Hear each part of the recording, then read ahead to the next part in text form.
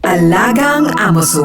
Associated Marine Officers and Seamen's Union of the Philippines. Ang programang para sa mga Filipino seafarers at kanilang pamilya. Maghahatid ng impormasyon, magbibigay ng inspirasyon, at tatalakay sa kanilang mga sitwasyon, kalagayan at iba pang mga pangangailangan. Alagang Amoso. Kasama si Camille Simbulan dito sa Radyo Pilipinas World Service. Ayan, magandang araw po sa lahat ng ating mga tagapakinig at lalo na sa ating mga ka-Amosup. Nandito na naman po tayo sa Alagang Amosup, ang serbisyo publiko sa radyong hatid ng The Associated Marine Officers and Seamen's Union of the Philippines o Amosup at ng Radyo Pilipinas World Service. Sa ngalan ng ating program host na si Miss Camille Simbulan, ako po si Lara Sanuan. Sa programang ito ay pag-uusapan natin ang iba't ibang programs and welfare services ng Amosup para sa mga miyembro at dependents ng ating unyon. At nag-feature din tayo dito ng mga natatanging marino na maaaring magbahagi ng kanilang journey at sea. Tayo rin po ay live sa Radyo Pilipinas World Service Facebook page, kaya shoutout po to all the members and dependents of Amosup. All aboard sa talakayan. Palalimin pa ang inyong kaalaman. Alagang Amoso. Dito sa Radyo Pilipinas World Service. Yan po. November 11, 2024, ating ipinagdiwang ang isang espesyal na okasyon ng Amosup. Ito ay ang pagdiriwang ng 64th anniversary ng ating unyon. 64 years ng pagsusulong sa karapatan at kapakanan ng Pilipinong mandaragat. Ito po yung tema ng ating anibersaryo ngayong taon. At para tulungan tayong magbigay liwanag at kaalaman tungkol sa brief history at mga mahalagang programa na binuo ng Amosup sa loob ng 64 na taon, nandito po ang isang espesyal na panauhi na isang malaking bahagi ng pamunuan ng Amosup. Siya po ay ang Vice President for International Affairs ng ating unyon, Mr. Johnny Oca Jr. Sir, welcome po to Alagang Amosup. Magandang umaga, magandang hapon, magandang gabi sa inyong lahat.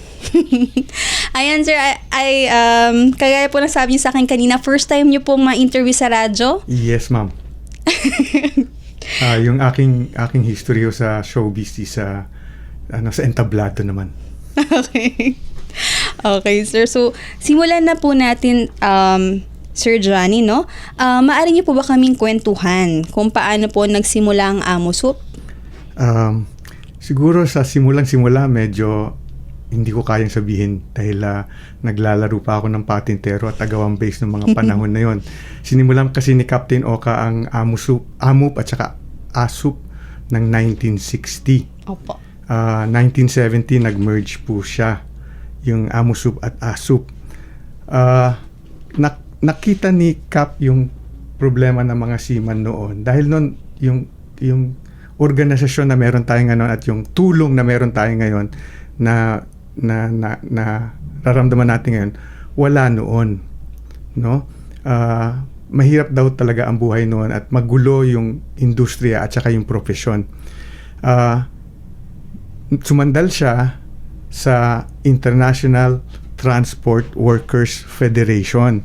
Okay. Nag-affiliate siya doon para makakuha siya ng maayos na kaalaman at makapag-establish ng medyo magagandang terms and conditions. Nangyari yan nung mga 1970s. Opo.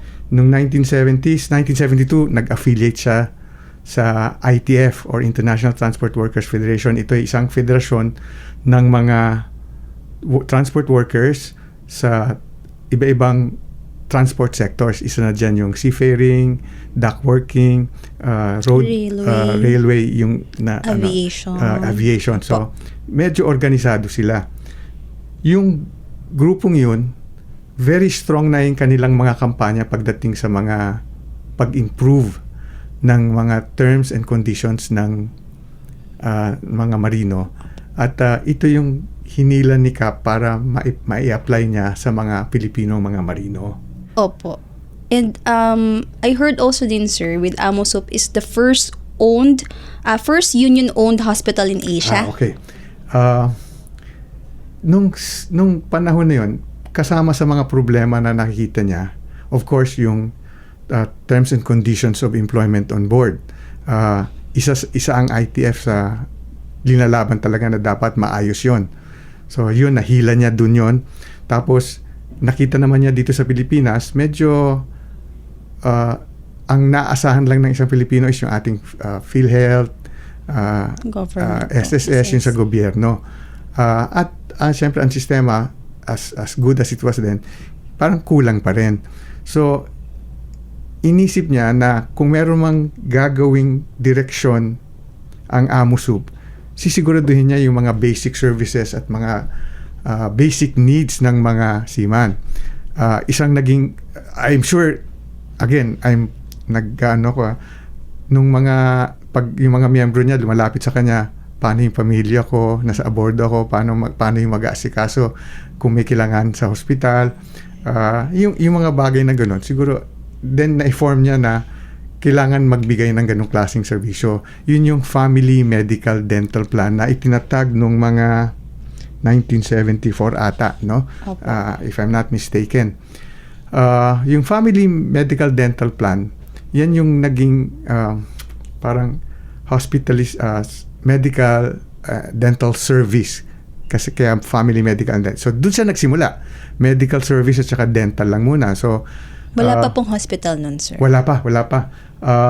Siyempre, una-una, maliit pa rin yung union. So, gumawa lang siya ng serbisyo na kaya niyang gawin na maibibigay niya sa mga seaman at saka sa pamilya ng seaman. Isa pa lang complaint ng mga seaman. Paano yung medical ng aking pamilya? So, ginawa niya, binigyan niya ng oportunidad na... So una po, sir, wala pa pong benefits yung dependents? Wala. Except yung binibigay ng gobyerno. Opo. Hindi pa masyadong laganap yung sistema ngayon na may mga kumpanya na nagbibigay ng HMO at saka yung sistema ng AMUSUP na meron tayong sariling sistema kung paano natin tinutulungan yung mga miyembro at kanilang pamilya. Nagsimula sila nung naabutan ko, kasi nakapasok ako mga 1980s pa. Nung panahon nun, ang naabutan ko ay merong dental service, merong libreng mga medicine, tsaka may outpatient na serbisyo, yung mga konsulta-konsulta. Yun yung una ko naabutan sa pier nung nag-uopisina pa doon ang AMUSUP sa pier. Tapos, pagkatapos ng ilang taon, pasok ko na rin, no? 3 kasing bagay yung inatupag ng AMUSUP noon, no? Or ni Captain Oka. Yan is yung Family Medical Dental Plan, yung Welfare and Mutual Benefit Plan, which is basically financial assistance sa mga miyembro, lalo na pag may sakunang nangyayari on board, no? Merong financial na maibibigay ang union, at saka yung training and education. So ito yung poste natin na ginagawa ng AMUSUP ever since the start, na incrementally ini-improve, tulad ng nagawa na rin ni Cap na magkaroon ng eskwelahan. Ginawa ni Dr. Oka na magkaroon ng iba-iba pang lugar na maipapaabot sa miyembro yung serbisyo. So balik ako. Around 1978,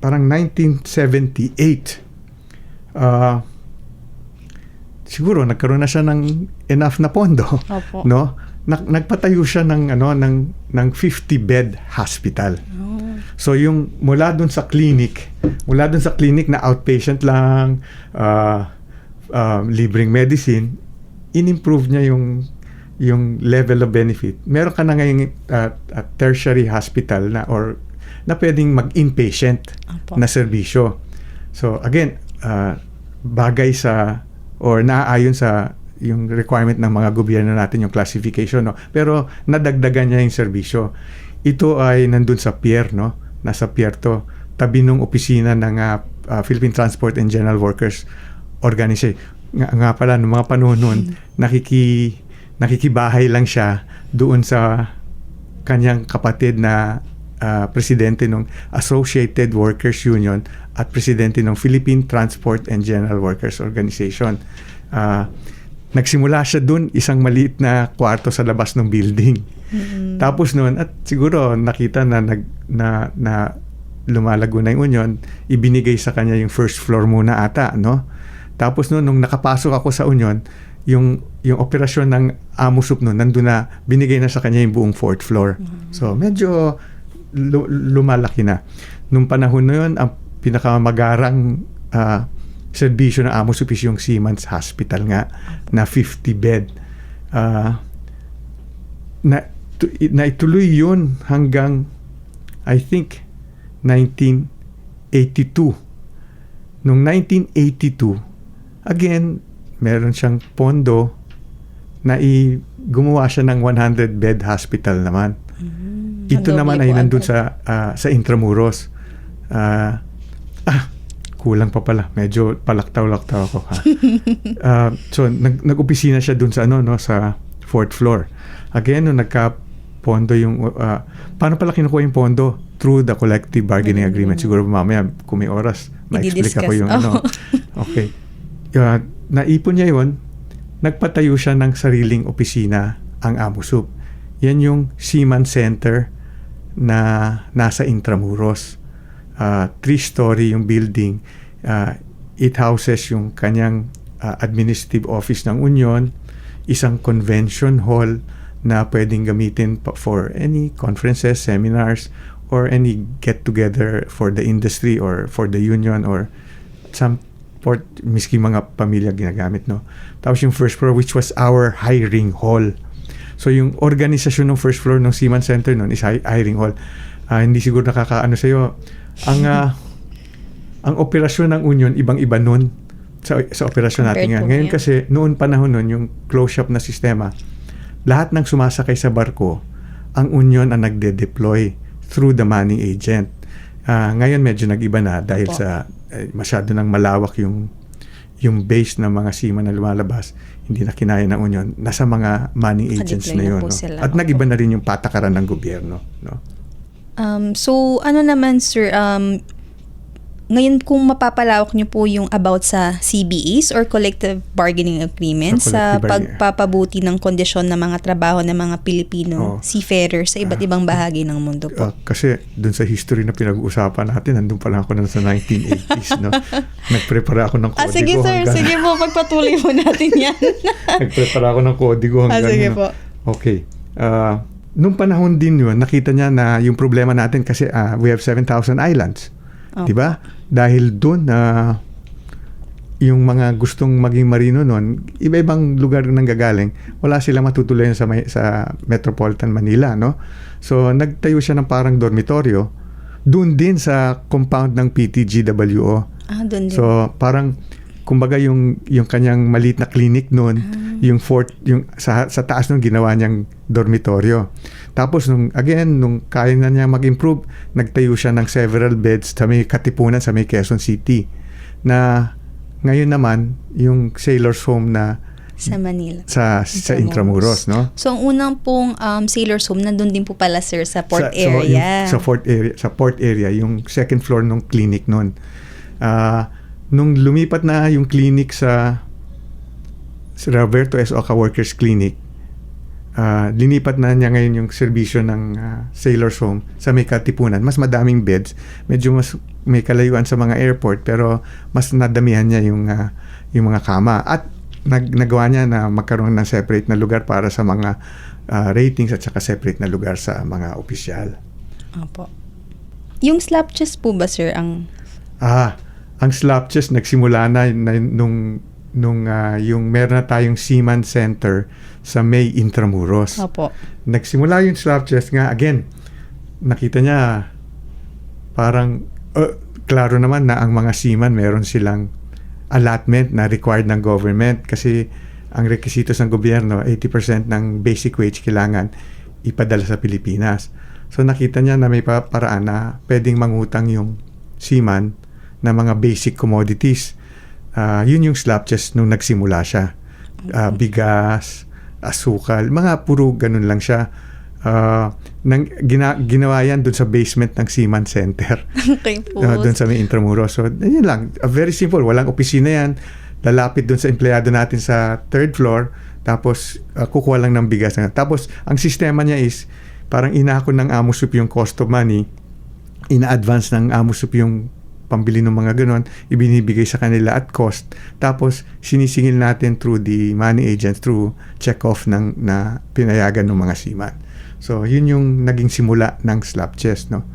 Ngayon, medyo decente na yung itsura niya, medyo malaki-laki na. Convenient. Grocery na po siya. Oo. Marami na rin pong variety na pwede. Na pwedeng makuha. Pwede po sila mag-installment ng mga appliance and gadgets din po. Around 1980, tulad na sinabi ko kanina, medyo yung sa Katipunan na Sailor's Home, na-expand niya. Nagkaroon tayo ngayon ng roughly almost 200 bed space para sa mga seaman. Again, organized na merong floor na para sa opisyal, tapos may mga floors para sa ratings, no? So, ganun yung naging sistema niya sa always parang in-improve niya yung serbisyo. Dumating naman yung panahon na I think 1984 or 86 na kinayanan na niya na i-improve yung Roberto Oca Workers Clinic na nasa pier, yung 50 bed. Dahil nasa Intramuros na kami, nakakuha siya ng real estate doon, dinevelop naman niya to a 100 bed tertiary hospital. So yan yung naging parang simula ng medyo maayos na lugar na medyo ang disenyo na kung paano si serbisyoan na pag-isipan ng Union. So again, in improvement ng serbisyo. Nagkaroon din siya ng pondo para kumuha ng yung nababagay na mga instrumento for checking, for diagnostics and all that, at nai-offer niya dun sa unang Seamen's Hospital na yon. And that time po, sir, sakop na rin po independence and families. Yes, since yung Family Medical Dental Plan, ang patungo nga nun, or ang direction talaga niya, ay yung mga dependents. Kasi, ang complaint sa kanya ng mga tao, parang nakita niya kung walang ganung mga programa, medyo sa abordo, yung tulala o masyadong nag-iisip yung mga miyembro. Po sila. Kung wala silang pwedeng lapitan pagdating sa yung medical na serbisyo. Yun ang naging parang push niya na tutukan itong mga programa to at i-improve, no? So, hanggang ngayon, ganun din naman ang pinapatuloy ni Dr. Oca at yung kanyang expansion ng serbisyo para meron tayong pamamaraan na maipalapit sa mga miyembro yung serbisyo, no? Opo. Yung mga 80s roughly siguro ang membership ng AMOSUP 15,000. Mga nung panahon. 15,000. Ngayon medyo maayos na tayo at malapit na tayo sa 100,000 or palampas-lampas na doon, no? Nung unang panahon pala ito yung naging, for me personally, ito yung naging no. Nung nagsimula kasi ako diyan, clerk and admin. Hindi, kung saan ako binabato. Parang I guess in hindsight parang pinapa-experience sa'yo yung ibibang departamento ng Union para meron kang appreciation. Sa barko parang may mga kumpanyang ganyan din, gusto nila dumaan sa rating bago maging opisyal yung mga so siguro pinaano niya, pero hindi ka rin masyadong kilala, basta nandun ka dapat magtrabaho ka, no? Pero nung panahon na yon, kumuha ng parang lumabas yung mga personal PC ng IBM. Kumuha siya. Walang gumagalaw sa opisina. Pinakilaman ko. Nung pinakilaman ko, nakita ko pwede mong i-improve yung mga proseso. Yun ang ginawa ko. Medyo napansin si Johnny Boy. Napansin ng amo. And again, then binigyan further responsibilities. So, medyo yun yung kwento ko dun sa So, okay. 1986. So, meron ka ng hospital, no? Opo. Meron ka na ring sailor's home.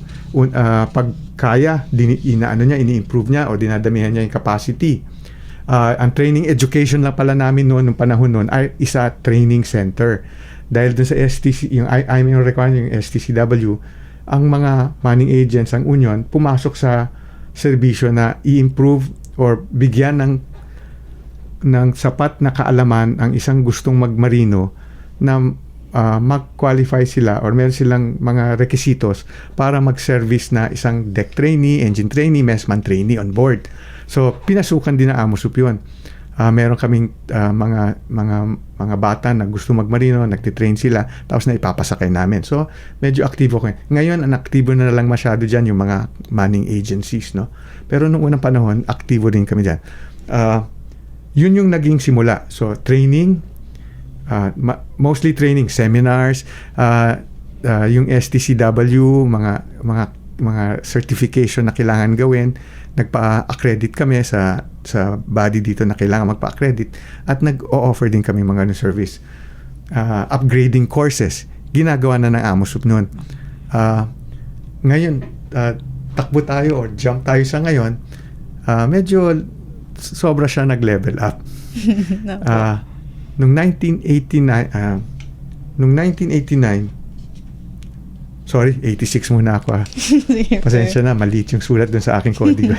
Dun sa 1986, diyan siya una nakapagtayo o nakipagkasundo sa mga employers na kung pwede magtayo ng retirement or provident fund sa loob ng aming mga CBA. Bakit niya hiningi yun?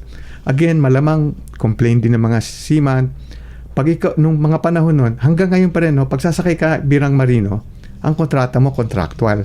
Kung contractual ang kontrata mo, walang obligasyon si kumpanya na bayaran ka ng ng retirement pay katulad nating mga empleyado dito sa lupa sa Pilipinas na basic requirement sa atin, di ba?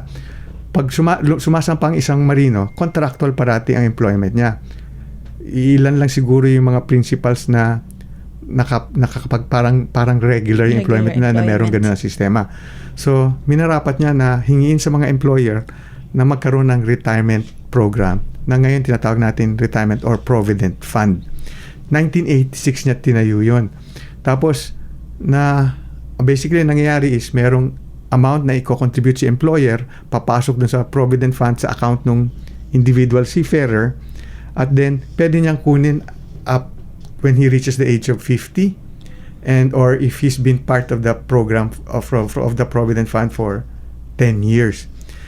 Yung naging sistema ng Provident Fund, yung kino-contribute ng employer, dapat walang gagalaw doon. Dapat hindi mawawala yon. Kung kukunin niya yung pera, dapat sigurado nandun yon. Ang question na lang is, paano palalaguhin ng Provident Fund, yung Board of Trustees niya, yung earnings nyon. So, kung makakuha sila ng magandang, let's say, i-invest nila, kung kukunin mo yung pera mo sa retirement age or after 10 years, you get 100% of what you can earn. What is declared na earnings mo. Kung kukunin mo naman na mas maaga, kasi nagkaroon din sila ng mga kaso na gusto ng seaman, 5 years kunin nila or percentage, depende kung gano'ng katagal ka dun sa fund. Pero yung kinontribute ng kumpanya, walang gagalaw dun. Ang variable lang is yung sa earnings na matatanggap mo. Kung hindi mo tinupad yung 10 taon o yung age 50, porsyento lang ng earning, depende gano'ng katagal ka sa fund. So basically, yun yung basic setup niya, yung Provident Fund. Malaki na po siya ngayon, no? Kwento nila ako, wala sa akin yung detalye alam ko malaki na ang kanilang na-disburse sa mga miyembro kasi kung nagsimula siya ng 86, di ibig sabihin 96 meron na nag-retire. Sa 2006 meron na rin mga nag-retire. Sa 2016 meron na rin nag-retire, di ba? Siyempre, iniinganyo namin yung mga miyembro, patagalin nyo. Yes, sir. Kasi yung pera na kinontribute ng miyembro, ng kumpanya, walang gagalaw doon eh. Ang lang is yung earnings. Ngayon, ang intindi ko, pinasok na nila yung sistema na compounded monthly, mga gano'n. So, further ini-improve nila. So, ikwento ko pala, yung kapatid ko, sumakay bilang electrician on board. Bumaba yata siya mga 90s. Since then, nakasakay siyang barko na may Provident Fund. Hindi niya kinuha yung pera. Siguro ayaw bigay sa asawa. Diba? So, hindi niya kinuha yung pera. So, ngayon, meron siyang pera na palaki ng palaki na, of course, gainfully employed din siya ngayon. So, hindi niya kailangan at depende sa circumstances ng isang individual So, palaki yung pera. Meron siyang aasahan na miski pag-retire niya, medyo May makukuha maayos, po. no? Yung Provident Fund. Ngayon, sir, CBA na po ba yung Ikayo? Hindi, sige, tapusin ko na. Hindi, tapusin ko na. Okay. Opo. May oras pa ba tayo? 5 minuto, sir. Na lang? Opo. Ay. Okay. Pagkatapos nun, let's say 90s, pagdating ng 2000, nagsimula yung expansion naman ng serbisyo ng Family Medical Dental Plan. Nagkaroon ka ngayon ng hospital, dental, medical service sa Visayas. Then, nagkapondo, nagkaroon ka ng, kasi dumadami yung barko natin na Opo, nagkaka-CBA, di ba? Tayo siya sa Iloilo. Panahon pa ni Capto, no? Tapos, nagtayo siya sa Davao, no? Nung panahon naman ni Dr. Oka na, natin yun, in-expand pa rin yun. Nagtayo siya ngayon sa Bacolod at ang programa niya ngayon is dito sa may Cagayan de Oro na pinapagawa naman natin ngayon. Isang naging addition sa mga nun, nung nagsimula kasi siya, ang serbisyo lang hospital. Opo. Dapat kasi syempre pangangalagaan mo rin yung social welfare benefit. So, nag-ano siya ng mga sports facilities, mga Gym, basketball court. mga recreation like swimming pools, parang area na pwedeng gamitin ng mga miyembro for social events, no? Parang ginawa niyang holistic yung mga facilities doon sa mga iba-ibang lugar na yon. So yun yung medyo nagbago nung panahon na idagdag niya. Meron din pala tayong clinic sa may Dagupan, sa Dagupan. Opo. Ating satellite clinic po sa Dagupan. Oo. Opo, meron po tayo doon si Dr. Lalas at Yes. kanyang mga nurse po doon. Shout out po, Dr. Rochelle. Hello. Ang isa pang naging again, parang achievement is one of the CBAs that we've signed nung mga 89 is yung ating AJSU AMOSUP IMAJ agreement or AJSU AMOSUP na at a certain point naging AJSU AMOSUP IMAJ. Ito yung mga Japanese employer. Doon sa CBA na yon, nagpa-participate din yung Japanese Union. Yung Japanese Union naman, nagkusa rin sila na magtayo ng mga programa dito. Yan naman yung Mariners Home. Medyo kapareho nung serbisyo natin na Sailors Home.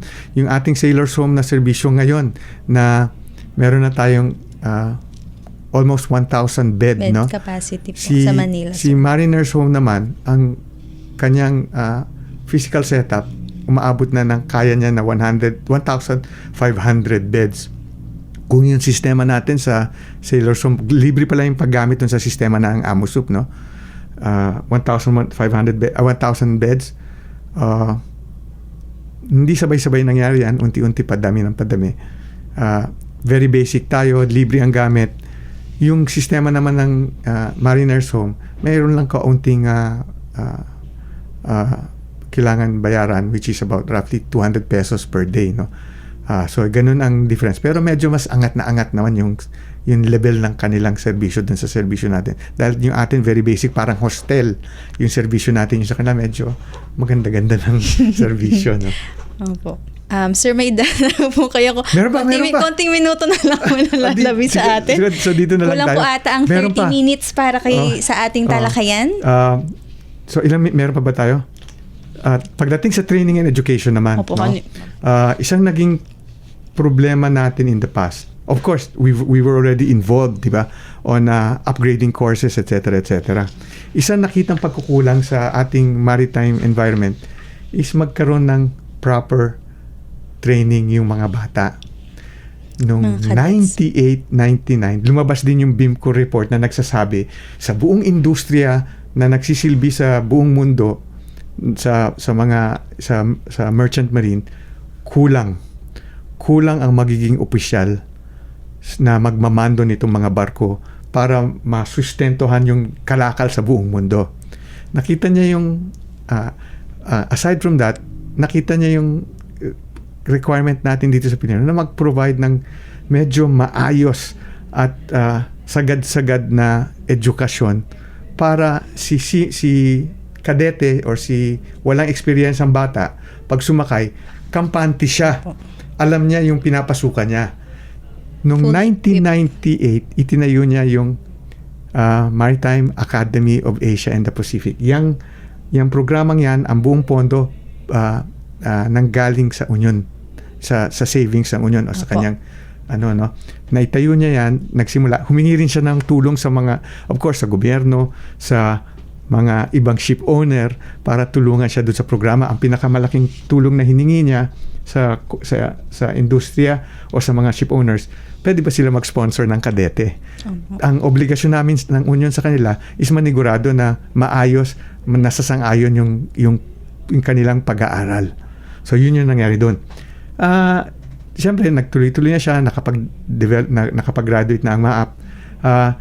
Yung mga Hapon na naman, nag-decide na magtayo ng kanilang mga eskwelahan din dito para dumami naman yung base ng mga seaman na or mga kadete na properly trained at mag-fill up ng requirement ng industriya.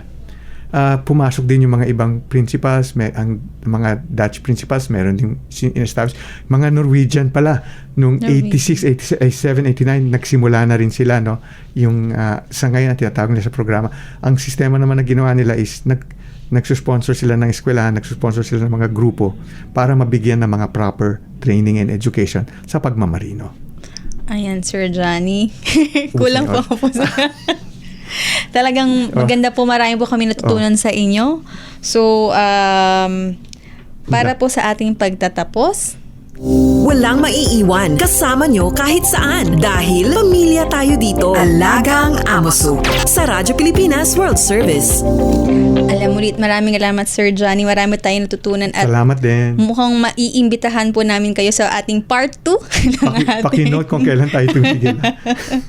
Okay po, so magpa-plug lang po kami ng Amosup Contact Center. Ayan po. So kung dati po ay meron po tayong landline na 632-852-7841 hanggang 98 na operating hours po, maaari po kayong tumawag mula 8 a.m. hanggang 5 p.m. Maaari na po kayong tumawag using your mobile phones po, Globe 0945-795-5345 at para naman po sa Smart ay 0920-437-1496 at amin rin po kayong inaanyayahan na mag-like and follow sa ating Amosup Official Facebook page at Amosup Official Facebook group para po sa mga updates para po sa ating union. Maaari rin po kayong mag-follow sa ating Amosup Official YouTube channel at para naman po sa ating website www.amosup.org. Muli maraming salamat po sa inyong pagsubaybay. Salamat sa mga kasama natin sa Radyo Pilipinas. Susay Ason, yes po, Erwin Peñano, Milo Dionela, J. Arevalo at Jerome Toledo. Ating ka-Amosup na si Shane Lontok at syempre sa ating special guest na si Sir Johnny Oka. Talagang marami po tayong natutunan sa inyo na malaking tulong sa ating mga seafarers at kanilang mga pamilya. At personally rin po sa akin, marami po ako natutunan ngayong araw na ito. At talaga pong tingin ko magkakaroon po tayo ng part 2 kasi pong interview with Sir Johnny Oka. Hanggang sa muli po, sa ngalan ni Miss Camille Simbulan, ako po si Lara Sanuan at ito po ang Alagang Amosup. All aboard sa talakayan. Palalimin pa ang inyong kaalaman. Alagang Amoso. Dito sa Radyo Pilipinas World Service.